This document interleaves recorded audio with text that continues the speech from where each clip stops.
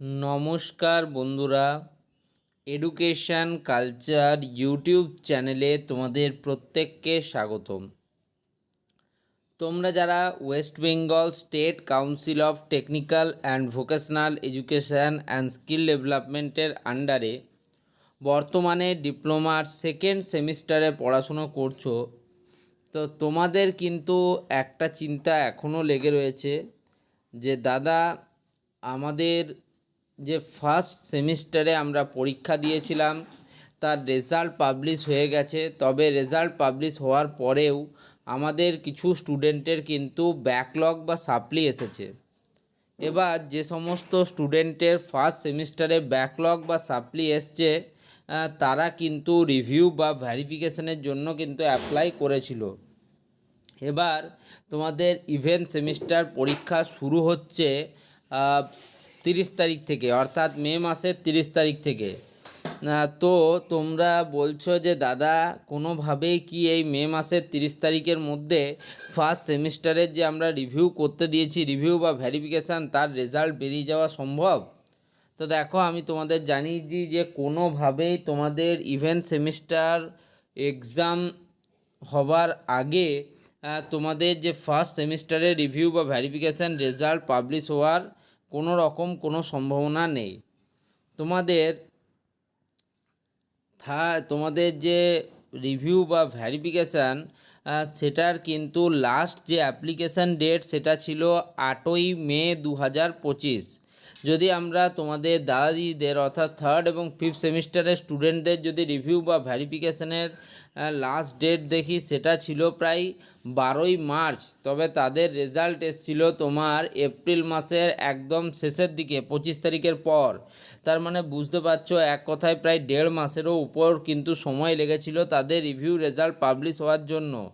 একইভাবে তোমাদের যেহেতু রিভিউ প্রসেস কমপ্লিট হয়েছে মে মাসের 8 তারিখে, তো সেক্ষেত্রে তোমাদের রেজাল্ট বেরোতে বেরোতে কিন্তু জুন মাসের মিড অফ জুন বা লাস্ট অফ জুন কিন্তু চলে যাবে। কোনোভাবেই এই মাসে মে মাসে রেজাল্ট বেরোবার সম্ভাবনা নেই।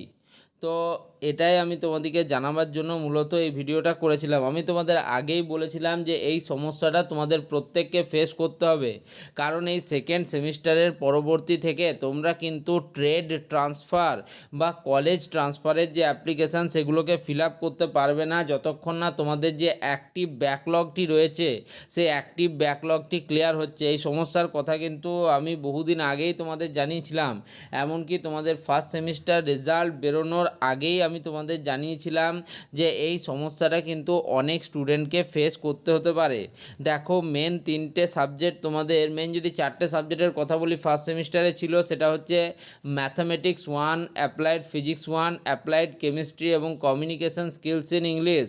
তো এই 4টে সাবজেক্টের মধ্যে সবথেকে বেশি ব্যাকলগ বা সাপ্লি এবারে এসছে কিন্তু কেমিস্ট্রিতে বা অ্যাপ্লাইড কেমিস্ট্রিতে।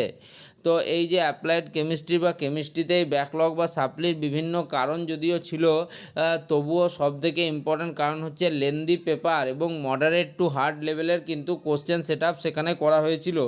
তোমাদের আরও একটু জানিয়ে দিই, তোমাদের যে আপকামিং পরীক্ষাটা ইভেন্ট সেমিস্টার হচ্ছে, সেখানেও কিন্তু ফিজিক্স পেপার যথেষ্ট টাফ হবে এমনটাই মনে করা হচ্ছে, কারণ আগের ইয়ারে পেপার কিন্তু কিছুটা সহজ ছিল। তো ফলে দেখা যায় যে একটা ইয়ারে কিন্তু একটা পেপারকে টাফ করা হয়। তো সেই হিসাবে হয়তো হতে পারে যে তোমাদের ইভেন্ট সেমিস্টারে অ্যাপ্লাইড ফিজিক্স 2 যে পেপারটা রয়েছে সেটা হার্ড করে দিল। ম্যাথামেটিক্স 2 তো তোমাদের জন্য হার্ড হবেই, তার কারণ ম্যাথামেটিক্স 2 এর মধ্যে তোমাদের ডিফারেন্সিয়াল ক্যালকুলাস আছে। ডিফারেন্সিয়াল ক্যালকুলাস সব সময় কিন্তু একটা কঠিন পার্ট।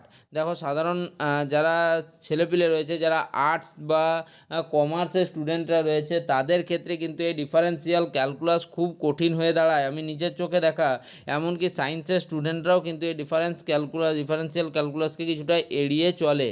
তাছাড়া তোমাদের কিন্তু ইন্টিগ্রেশন রয়েছে, যেই পার্টটাও কিন্তু যথেষ্ট কঠিন এবং টাফ পার্ট। আমি বলছি না যে তোমরা পারবে না, তবে আমি বলছি যে এগুলো একটু কঠিন পার্ট। এগুলো যাদের আগের সেমিস্টারে ব্যাকলগ আছে তারা একদম চেষ্টা করবে যে কোনোভাবেই কিন্তু এই সেমিস্টারে আবার তোমরা যাতে ব্যাক না পাও। দেখো, ব্যাক থাকলে কিন্তু কোনোভাবেই তোমরা কলেজ বা ট্রেড ট্রান্সফার করতে পারবে না এবং আরও অনেক সমস্যা তৈরি হবে। তাই যতটা সম্ভব ব্যাকলগ ক্লিয়ার করে নাও বা ক্লিয়ার করার চেষ্টা করো। এই ভিডিওতে আর ডিটেলসে গেলাম না, এই ভিডিওটা এখানেই শেষ করছি। ধন্যবাদ বন্ধুরা।